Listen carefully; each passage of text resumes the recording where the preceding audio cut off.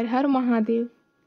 देवर्षि नारद द्वारा बालिका पार्वती के भविष्य की बात बताना। एक समय की बात है, नारद जी हिमाचल के घर गए।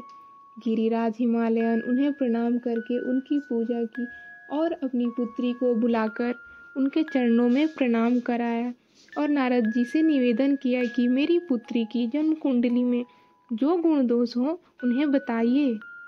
मेरी बेटी किसकी सौभाग्यवती प्रिय पत्नी होगी। नारद जी ने शिवा की हस्तरेखा देखकर बताया, शैलराज और मेना, यह कन्या समस्त शुभ लक्षणों से युक्त हैं। अपने पति के लिए सुखदायिनी और माता पिता की कीर्ति बढ़ाने वाली होंगी। हे गिरिराज, तुम्हारी पुत्री के हाथ में सब उत्तम लक्षण ही विद्यमान हैं। केवल एक रेखा विलक्षण है, जिसके अनुसार इसका पति ऐसा होगा जो योगी, नंग, धड़ंग रहने वाला, निर्गुण और निष्काम होगा। उसके न माँ होगी न बाप।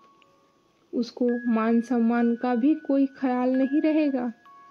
वह सदा अमंगल वेश धारण करेगा। नारद की इन बातों को सुनकर मीना और हिमाचल दोनों अत्यंत दुखित हुए, परंतु जगदम्बा शिवा नारद के वचनों को सुनकर अपने भावी पति को शिव मानकर मन ही मन हर्ष से खिल उठी। हिमवान ने कहा, मुनि, मैं अपनी पुत्री को उससे बचाने के लिए क्या उपाय करूं? नारद जी ने उन्हें सब प्रकार से सांत्वना दी और कहा कि ये सारे लक्षण भगवान शिव में घटते हैं।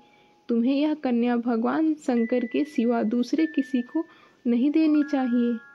नारद ने गिरिराज को शिव की पूर्व पत्नी सती का आख्यान सुनाया और कहा कि सती ही फिर तुम्हारे घर में उत्पन्न हुई हैं। तुम्हारी पुत्री साक्षात जगदम्बा शिवा हैं। यह पार्वती भगवान हर की पत्नी होंगी, इसमें संशय नहीं है। कुछ समय व्यतीत होने पर मेना ने हिमवान से पार्वती के लिए सुंदर वर खोजने का अनुरोध किया। हिमवान ने मेना को समझाया कि शिव ही पार्वती के लिए योग्य वर हैं, किंतु उन्हें प्राप्त करने के लिए पार्वती को तपस्या करने की प्रेरणा देनी चाहिए।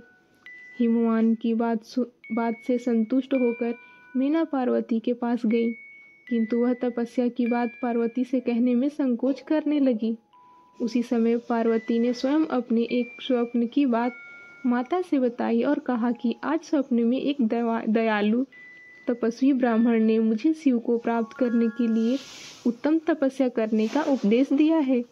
यह सुनकर मीना का वहां से शीघ्र अपने पति को बुलाकर पुत्री के देखे हुए उस स्वप्न को बताया। यह सुनकर गिरिराज बड़े प्रसन्न हुए। हिमवान द्वारा पुत्री पर पार्वती को शिव की सेवा में रखना।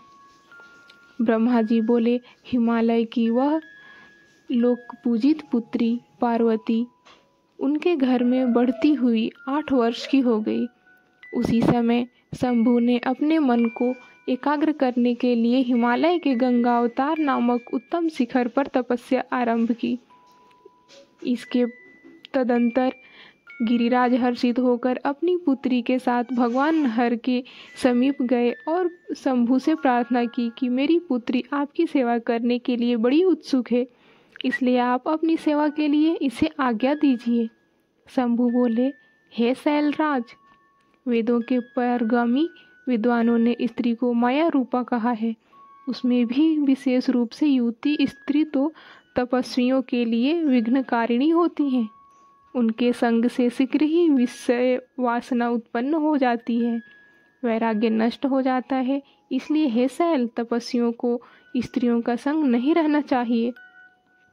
ब्रह्मा जी बोले, हे देवर्षि, उन शंभु का यह स्पर्श रहित निष्ठुर वचन सुनकर हिमालय विस्मय में पड़ गए। अपने पिता गिरिराज को आश्चर्य में पड़ा देखकर भवानी ने शिवजी को प्रणाम कर उनसे कहा, हे शंभो, आप तप की शक्ति से संपन्न होकर ही महातपस्या कर रहे हैं। सभी कर्मों को करने वाली उस शक्ति को ही प्रकृति जानना चाहिए। उसी के द्वारा सबका सृजन, पालन और संहार होता है। हे शंकर, यदि आप प्रकृति से परे हैं तो मेरे समीप रहने पर भी आपको डरना नहीं चाहिए। पार्वती के वचनों से प्रभावित होकर भगवान शंकर ने हिमालय की पुत्री को अपने पास रहकर सेवा करने के लिए स्वीकार कर लिया।